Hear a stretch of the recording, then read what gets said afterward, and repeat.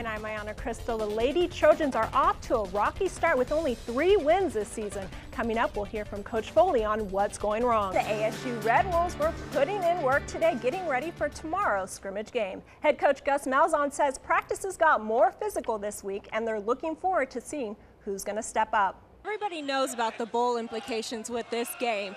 Now, last year LSU took the boot home. Is it important for the team to bring back the boot to Arkansas? And are you ready for some football? Football fans won't have to wait anymore. It's go big or go home, and that's exactly the mentality these guys are going to have as Lake Hamilton takes on Russellville. Now, Lake Hamilton has a 9-1 record, and Russellville has a 1-9. But records don't indicate anything. Coach Pat Summitt is arguably one of the greatest coaches to ever coach the game, and today she steps down. Quarterbacks kind of overlooked this game, a little overconfident. It's the Big 12. They say, who has Kansas State played? I mean, they played Baylor, Oklahoma State, but everybody's saying they're no matchup. Starting out in the polls 4th, now falling back to 17th. And after going 1-3 last week, the Diamond Hogs are needing to come out strong on Tuesday. Quarterbacks are getting mentally focused for this week's big game against LSU. It's the Battle of the Boot, and Arkansas got the Golden Boot last year, which is giving the Tigers extra motivation. This is going to be a conference showdown now. Both teams are undefeated in conference play, and now join us is Coach Kelly. Coach, you guys seem to be clicking on all cylinders, offensively, defensively, and special teams. Well, the Diamond Hogs had a doubleheader yesterday looking to sweep Binghamton. Let's check in with game 1.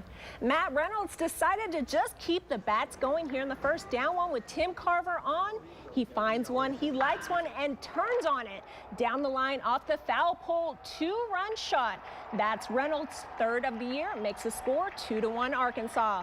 Next batter is Sam Bates. Hogs went back-to-back yesterday. Could they do it again? And they can.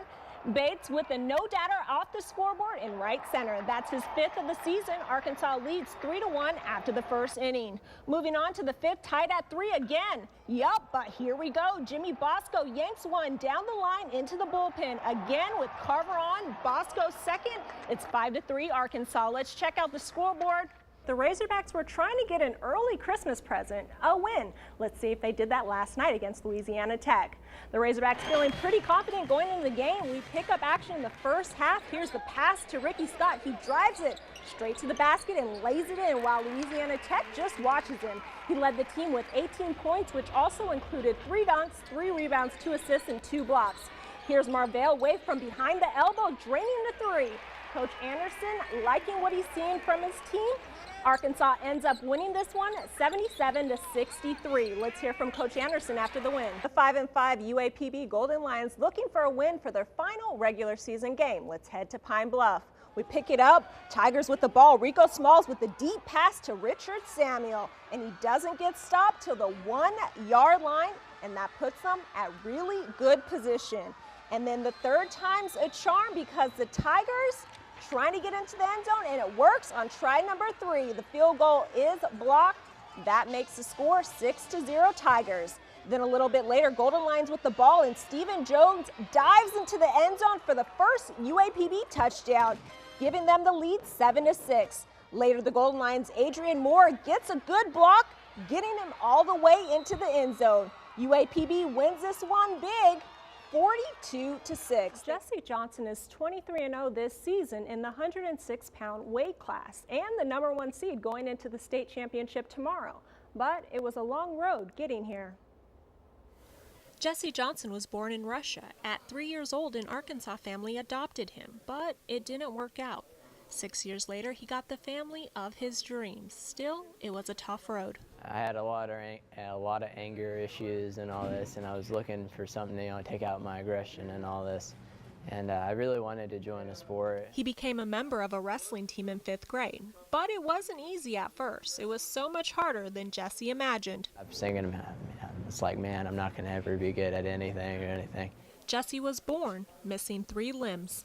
It's normal to me, because I haven't known any other way, and I don't look at it as a disability, I look at it as, I'm just another guy out there, trying to compete. His coach for the last 3 years, Ty Roberts, says Jesse never uses his limitations as an excuse. First impression of Jesse was just like, It was just like the wow factor as far as watching him move around on the mat and watch him compete with the other wrestlers, and not just watch him compete, but watch him win. Through adversity, he has come out on top. His limitations tell you that he's tough. Tells you that he's got to, anything he's getting in life, whether it be wrestling or anything else, he's got to adjust and he's got to modify it. And the way he seems to be doing that with wrestling, the way he's modified everything in his life and the way he's modified his moves, it seems to be working with him. And continues beating the odds.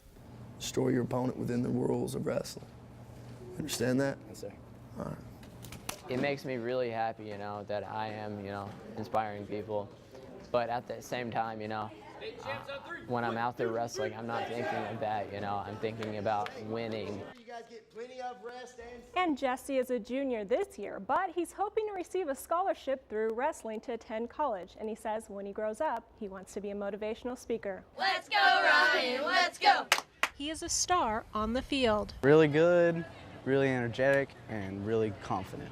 But Ryan Key is not your typical 13-year-old. And he's not let his disability at all get in his way. He's a real part of the team. He's a good ball player, and he's amazing to watch. This Benton Cardinal is a fighter and knows how to make a comeback. At 3 years old, a tragic accident, a TV fell on Ryan. He had to be brought back to life 3 times. Then I thought baseball was the answer, and it was. He tried to, his right side is his good side. Number 10 is paralyzed on his left side. My leg is still kind of paralyzed, which is why I limp. I mean, I've learned how to pitch, throw, hit, and catch one-handed, which is really hard to do, even for people with 2 hands. But handicap is not how he describes himself. I mean, it's been fun and it's been hard, but after all these years, I mean, it's pretty easy now.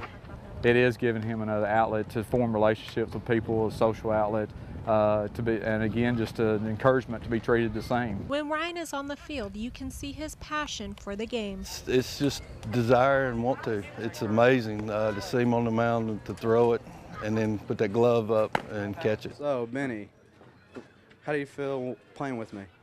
It's fun, but it's kind of cool to watch you learn, throw the ball, pitch. They encourage me so much. They tell me I should never give up and just do my best.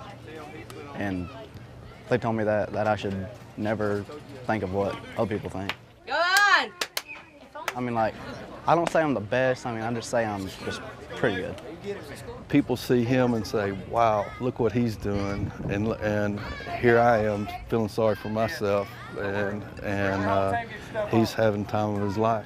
It's just, he's got that spirit that he's going to do it and do what it takes to overcome or to excel. And it's just neat. He's got a fantastic arm, and he knows it.